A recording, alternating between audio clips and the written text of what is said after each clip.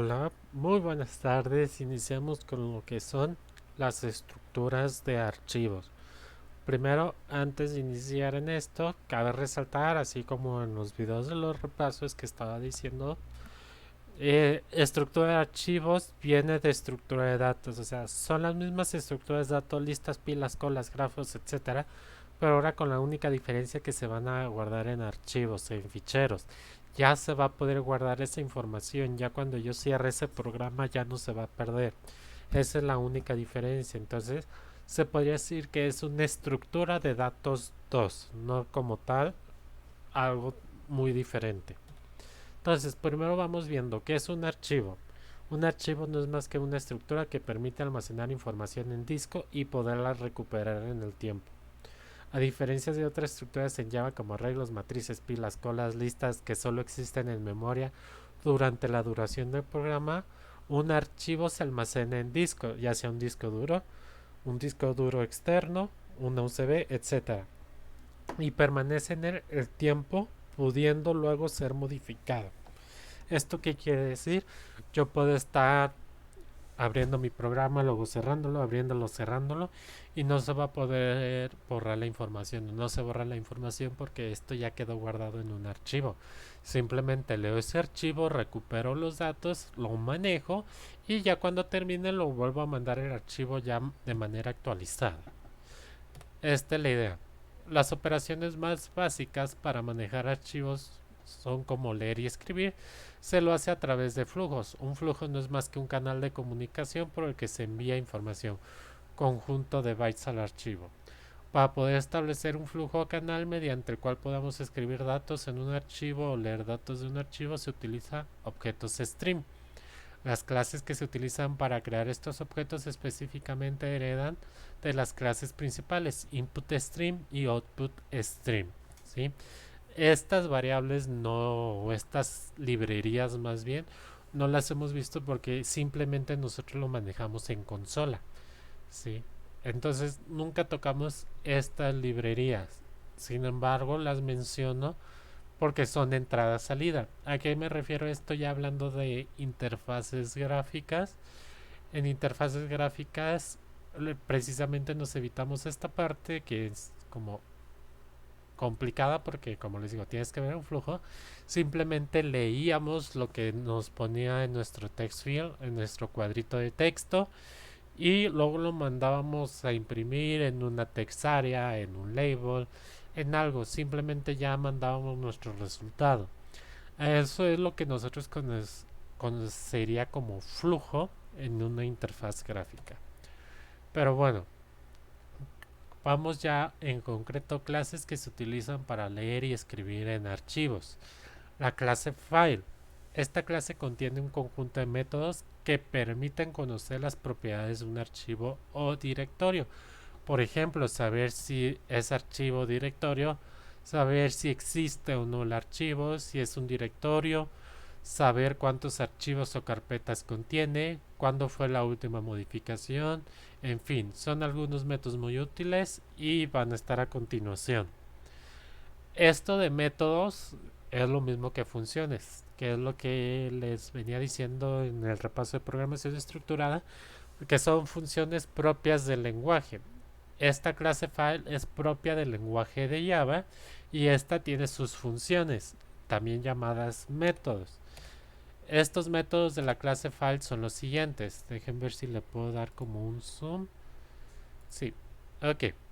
Tenemos nuestra librería que es el input Java. Dejen. Pongo el láser para que se desen. Tenemos nuestra clase que es java.io, entrada salida, in.out.file, que es nuestra clase file. Nuestro public class file es como se llama nuestro archivo. Por lo regular, cuando nosotros creamos un archivo, tanto el public class como el public static main, string, esos corchetes args, lo crea por defecto. Eso ya es propio. Nosotros lo único que hicimos fue importar esta librería file y de ahí vamos a ver cada una de las funciones que tiene este file. Primero, creamos un objeto file, el constructor recibe la ruta al archivo del cual quiero saber sus propiedades. ¿Esto qué quiere decir? Mando llamar nuestro objeto o nuestra librería file. Este file que está como en azul fuertecito, esto lo que quiere decir es la variable. Esa es nuestra variable.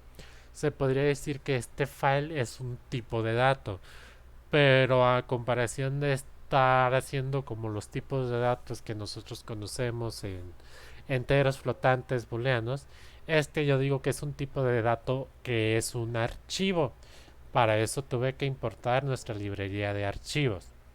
Ok, como en Java para crear un nuevo objeto y todo le debes de poner new, pues yo le pongo que es un nuevo archivo y de ahí pongo la ruta donde está nuestro archivo, la ruta completa. O sea, C, dos puntos, escritorio, dos puntos, en este caso estudiantes.txt. De ahí en más tenemos las diferentes funciones. File.exist para saber si el archivo no existe, devuelve true o false, ¿sí? Si existe me devuelve un true, si no existe me devuelve un false. Para saber si es directorio por directorio, nos referimos a que si es carpeta, si es una carpeta que contiene más archivos. Simplemente yo le pongo, para saber si es directorio, devuelve true o false, le pongo file.isDirectory. Para saber la última fecha de modificación, ponemos last modified. Para saber el nombre del archivo, getName. Para saber la ruta, getPath.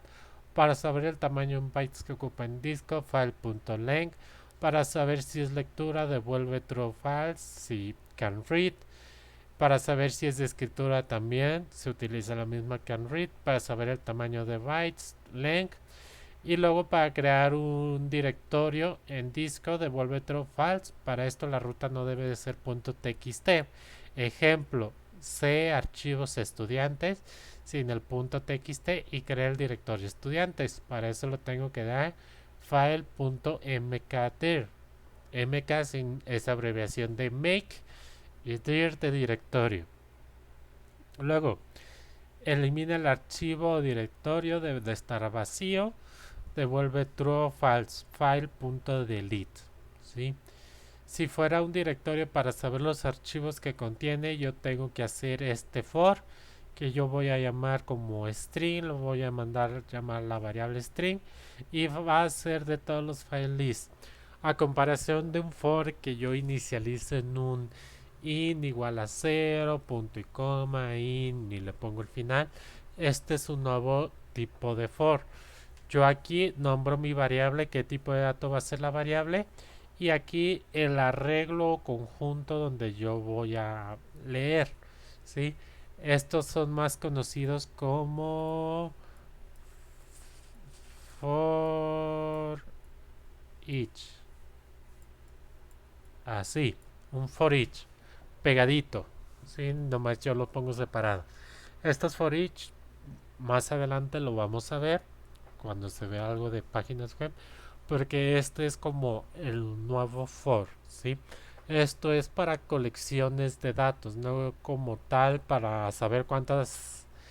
Digamos que el for normal es para llevar un control de en qué ciclo voy, en qué. Si voy en el ciclo 1, en el ciclo 2, en el ciclo 3, en el ciclo 4, etcétera. Este for each simplemente es hasta donde yo tenga datos, voy a estar repitiendo este pedacito de código. Este es como un poquito más automático y es como más fácil de programar para uno. O sea, es más rápido. Pero igual se puede hacer con un for normal, se puede hacer con un while, ¿sí? Etcétera. Entonces aquí yo mando llamar nuestro string. Yo le digo que va a ser toda la lista de mi archivo y simplemente se va a ir mandando en esa variable. Si se fijan, yo aquí no tengo que llevar control, simplemente imprimo la variable y donde ya vaya mi ciclo es lo que se va a ir imprimiendo. Esta es la idea. Bueno, hasta aquí dejo este video para que lo repasen, lo vean y todo. Vamos a seguir más adelante con otro siguiente video con la continuación, que es crear y guardar datos en el archivo, o sea, escribir.